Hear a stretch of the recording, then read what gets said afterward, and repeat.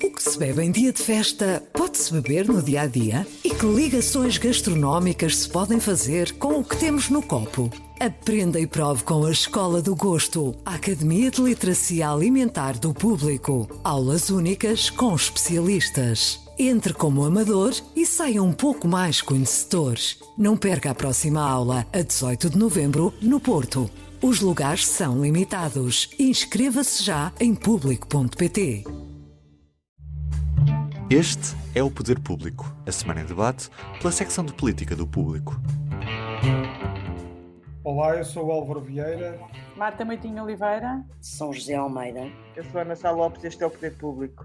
Estamos a gravar na quinta-feira, dia 8 de julho, ao meio-dia, ainda no rescaldo da detenção de Luís Filipe Vieira e uns dias depois de Fernando Medina, antigo membro da Comissão de Honra do Presidente do Benfica, mas depois descartado, ter apresentado oficialmente a sua candidatura à Câmara de Lisboa.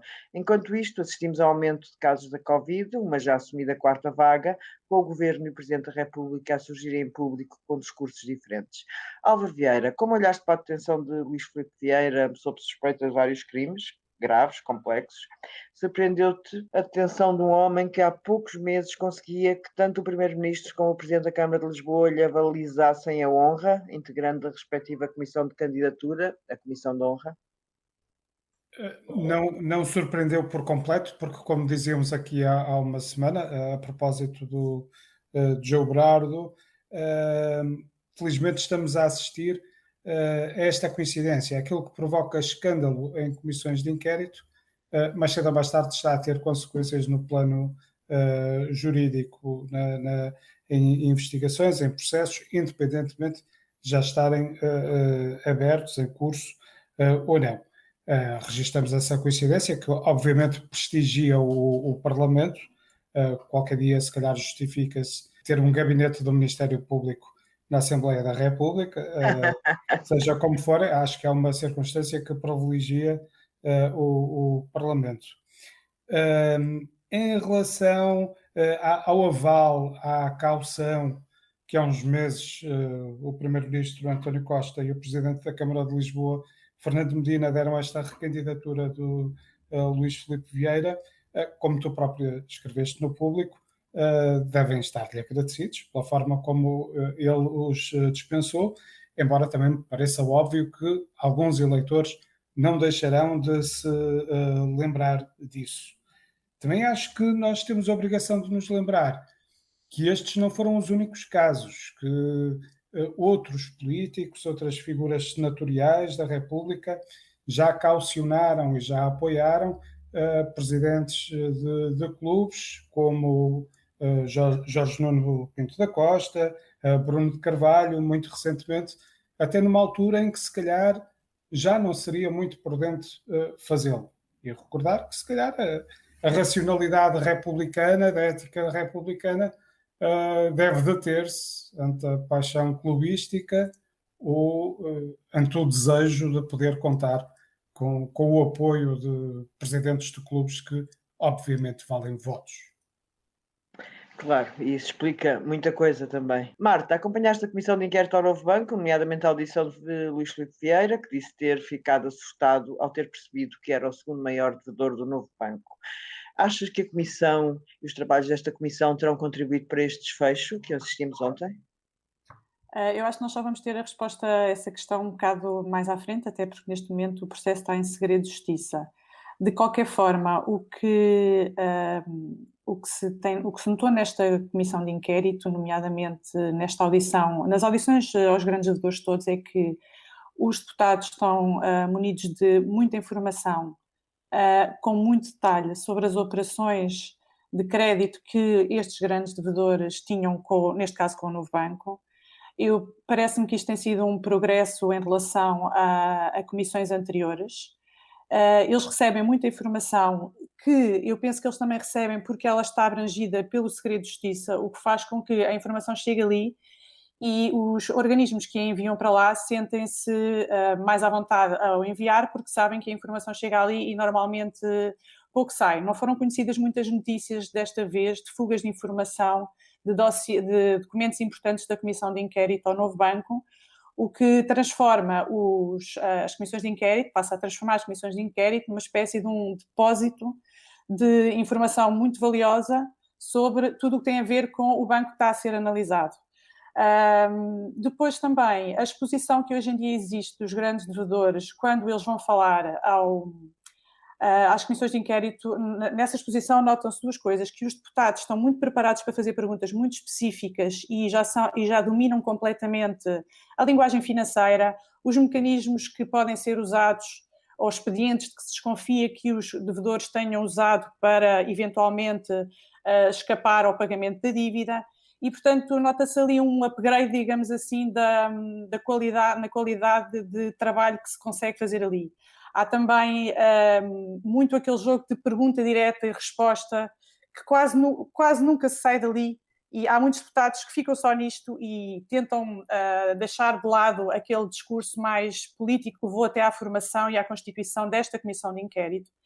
E isso faz com que se produza muita informação ali. Agora, nós não sabemos exatamente se esta detenção beneficiou de alguma produção de algum facto novo que o Ministério Público não tinha e que foi revelado ali, ou publicamente na audição dele, ou até em documentos que possam ter sido fornecidos ao Ministério Público, não sabemos exatamente, ou se isto pode resultar até de uma outra coisa que é... nós começamos a ter um bocadinho, há uma percepção pública de que os grandes devedores vão lá um bocadinho com aquela sensação quase de impunidade, como se eles vivessem num mundo quase à parte. Eles vão lá e dizem com muita vontade que não respondem, ou que não vão falar sobre os seus bens pessoais, ou que não querem dar detalhes sobre determinada informação.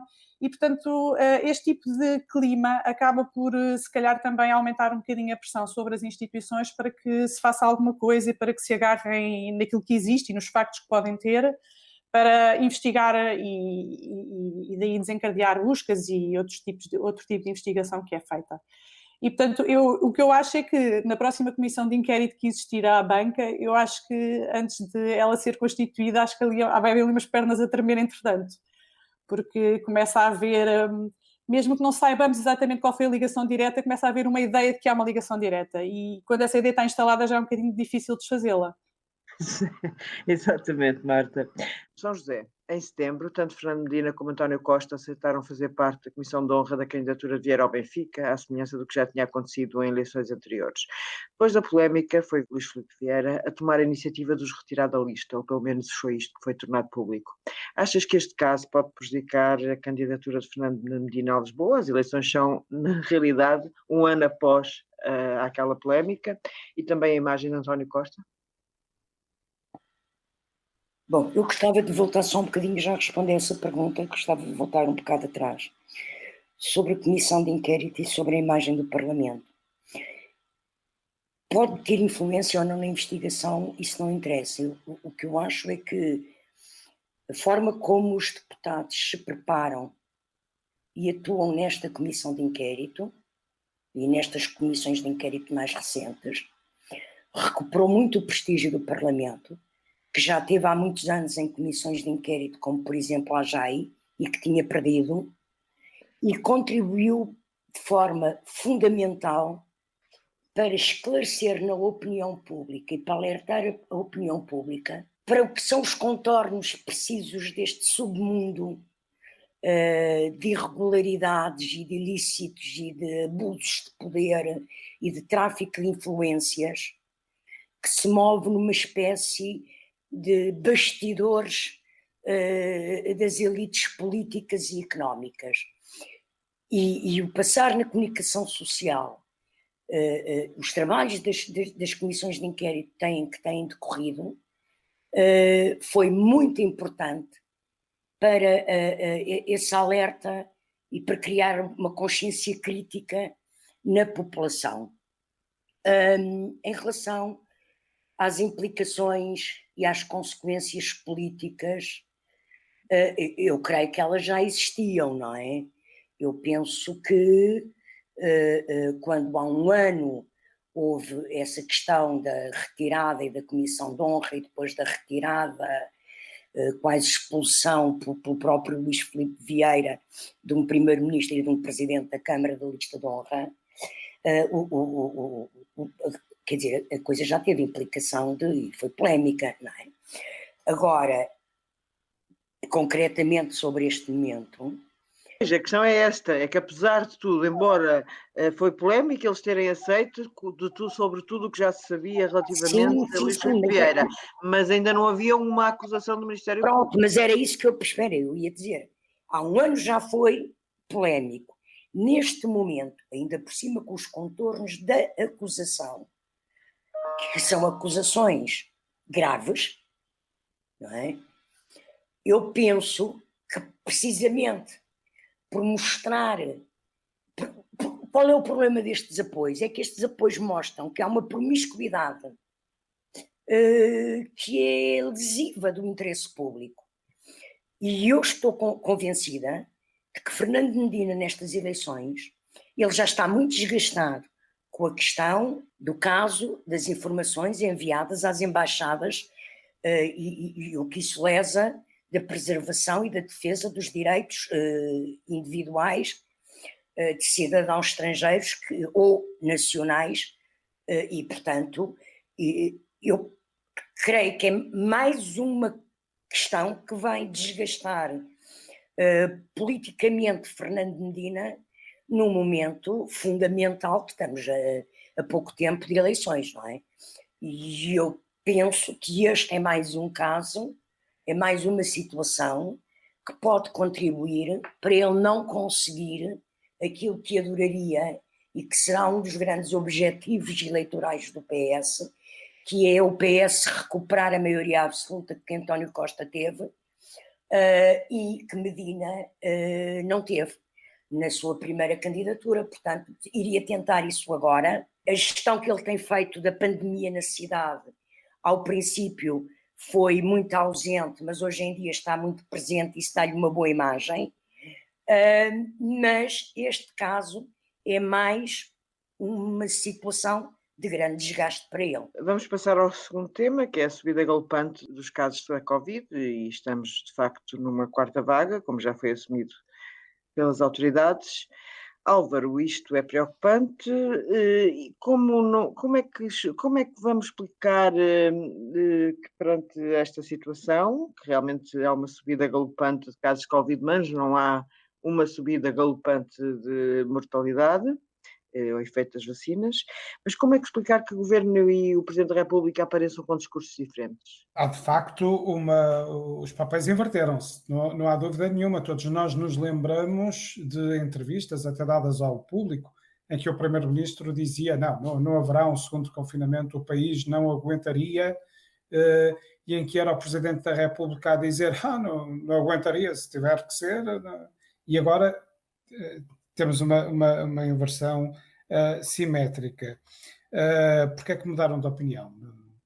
Imagino que no caso do Governo provavelmente terá percebido que atrasar medidas... Bom, desde logo que não haverá recuperação económica sem ultrapassagem da Covid.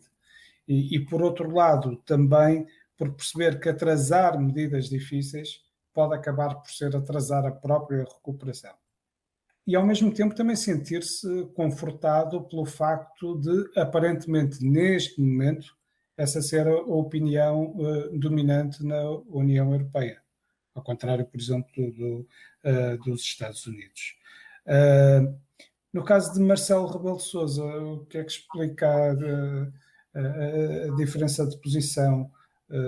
Talvez o desejo de interpretar aquilo que lhe parece ser o sentimento dominante de uma população que começa a ficar cansada e a dar sinais de impaciência e de incompreensão por algumas medidas, e também compreendo que o Presidente Constitucionalista não esteja com grande vontade de ter um segundo mandato de novo marcado pelo estado de emergência, não é?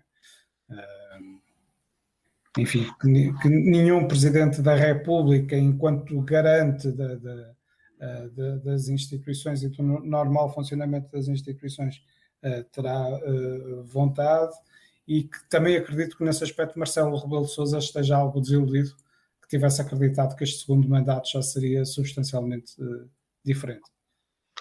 Obrigada, Álvaro. Marta, apesar do sucesso da vacinação, na realidade, faço-te uma pergunta semelhante ao que fiz ao Álvaro, não é? Mas, ao contrário do que toda a gente pensava, a Covid parece uma never-ending story. Isto é uma história que não acaba, não é? Uma história interminável. A França acabou de colocar Portugal numa espécie de lista negra e a variante Delta parece que explica uma parte. Mas tu achas que medidas impostas pelo governo, como o recolher obrigatório, fazem sentido? Ou seja, o país está aberto durante uma determinadas horas e depois fica fechado a partir de outras e aos fins de semana a área metropolitana de Lisboa. Isto, na tua opinião, faz sentido?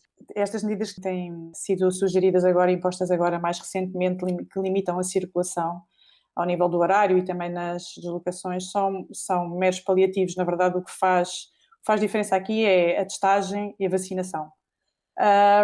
Isto funciona um bocadinho mais como sinais porque acaba por nos acabar por limitar nas nossas movimentações quase. Às vezes nós próprios somos quase mais papistas que o Papa, porque há uma determinada medida e nós estendemos aquilo quase tudo a todas as ações da nossa vida e acabamos por nos autolimitar muito mais do que a medida sugere. O efeito psicológico. O efeito psicológico. Eu acho que acontece algumas vezes, porque nós podemos fazer, eu posso andar o dia todo sem máscara e estar às 11 horas em casa, não é? Portanto, é tão simples quanto isto. Claro que vai-se percebendo o recurso a estas medidas quase como sinal de limitação. O que eu acho que, de facto, aqui a diferença vai ser a capacidade de vacinação e a adesão principalmente dos mais jovens, que começam agora a ser chamados para a vacinação. E a testagem. A testagem já se nota muita dificuldade em marcar testes. Já é bastante complicado conseguir fazer um agendamento e quem não conseguir um agendamento normalmente tem que ir para uma fila esperar para fazer um teste. E pronto, eu acho que vamos estar durante algum tempo assim, que é esta fase intermédia, nós estamos naquela zona cinzenta que é a vacinação ainda não se sente totalmente e, por outro lado, ainda não, já está em curso, mas ainda não se sente totalmente. E estamos naquela zona cinzenta perigosa que é preciso pôr a carne toda no assador, as medidas antigas que se usavam, as novas, a testagem, as máscaras, e estamos nisto até isto virar de alguma forma, se não aparecer nada pior ao nível de novas variantes, como é lógico. Obrigada, Marta. São José, achas que é possível um novo confinamento em pleno verão à semelhança do que tivemos no inverno? Apesar do sucesso da vacinação e da redução substancial do número de mortes, como o Álvaro lembrava há bocado, o Marcelo já disse que com ele não haverá mais estados de emergência. E, no entanto, este recolher obrigatório é de constitucionalidade duvidosa, pelo menos há constitucionalistas que discordam de que isto possa ser imposto à população sem um estado de emergência. Indo por partes, eu creio que o critério que neste momento vai ser determinante, uma vez que o avanço da vacinação está de facto a diminuir o número de mortos, será a resistência do Serviço Nacional de Saúde, não é? E se de repente os internamentos em enfermaria ou em cuidados intensivos começarem a atingir patamares preocupantes, aí terão que ser tomadas medidas mais drásticas. Por outro lado, eu creio que estamos a viver neste momento um momento muito complexo, porque há duas coisas que não estão a correr como era expectável. Ou seja, esta nova variante Delta comporta-se de uma forma mais agressiva no contágio e tem mais resistência à vacinação. Ou seja, as vacinas são mais, ou grande parte delas, ou todas elas, são mais eficazes em relação às anteriores variantes do que em relação a esta variante. E isso já está noticiado, já foi noticiado, obriga a atrasar, ou vai atrasar, aquilo que é preciso, que é a criação da imunidade de grupo. Todos estávamos convencidos de que, chegando a setembro, o problema estava resolvido. Hoje em dia, as análises que são feitas para Portugal mostram que essa imunidade de grupo a ser encontrada ou seja, a capacidade de vacinar uma faixa da população que dê garantias de segurança, só acontecerá no final de setembro. A própria Ministra da Saúde esta semana falou disso no Parlamento. E isto vem criar uma situação de desespero nas pessoas, de fartanço, mas então isto ia acabar e não acaba. E eu temo, acredito que provavelmente não irá acontecer um confinamento nos termos em que já houve, mas admito que o governo venha a ter que pôr medidas mais restritivas, nomeadamente circulação entre concelhos em algumas zonas do país, porque a questão para mim neste momento decisiva é a resposta do Serviço Nacional de Saúde e portanto esses indicadores poderão vir a ditar um agravamento de medidas, que pode não ser um confinamento e muito menos um estado de emergência, porque isso, o estado de emergência, a não ser que o Presidente da República volte a mudar de opinião perante a situação que se vive, não é? O Presidente disse que não o fará, não é? E, portanto, se ele diz que não faz, não haverá. Não sei, acho que temos que aguardar o evoluir da situação. Agora, é uma situação que cada vez é mais complexa. Até pela expectativa que criou nas pessoas e no desgaste que isto tudo já está a provocar psicologicamente. Obrigada. O Poder Público volta na próxima semana. Até para a semana. O público fica no ouvido. O que faz um bom azeite? Sabe como escolher? Venha descobrir e explorar este produto tão importante da nossa gastronomia na Escola do Gosto. Dia 25 de novembro no Porto, venha provar e aprender com Ana Carrilho, Edgardo Pacheco e o chefe André Cabrita. Os lugares são limitados. Inscreva-se já em público.pt.